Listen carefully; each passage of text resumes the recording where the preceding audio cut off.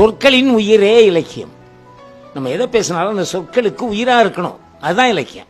நற்றிணை, குறுந்தொகை, ஐங்குறு நூறு, பதிற்றுப்பற்று, பரிபாடல், கலித்தொகை, அகநானூறு, புறநானூறு என்பது 8 தொகை. இதுல இந்த அகநானூறு புறநானூறு இருக்கு பாருங்க, அதுதான் முழுக்க முழுக்க இலக்கியம். மற்றெல்லாம் இலக்கியத்தை சார்ந்தே வரும். இந்த அகநானூறு புறநானூறு ரெண்டுமே இலக்கியத்தை சார்ந்தது. அகம் புறம், வெளியே உள்ளே அப்படின்னு சொல்றோம்ல, அதுதான் அகநானூறு புறநானூறு. ரெண்டும் முழுக்க முழுக்க இலக்கியம்.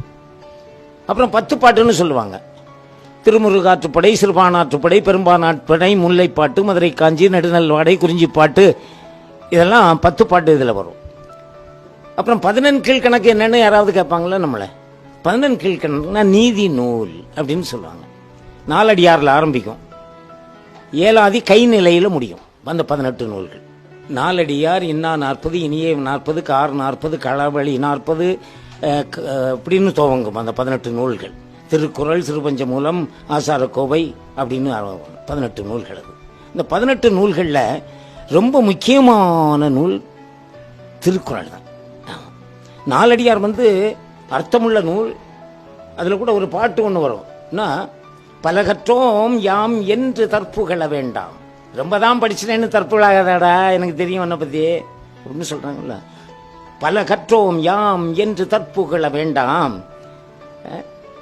அலர் கதிர் ஞாயிறை கைக்குடையும் காக்கும். இந்த சூரியனை கையில் இருக்கிற கூட காத்துக்கிடுமா, நிழல் கொடுத்துருமா. அலர் கதிர் ஞாயிறை கைக்குடையும் காக்கும், சிலர் கற்றார் கண்ணும் உளவாம், பல கற்றார்க்கு அச்சாணி அன்னதோர் சொல்.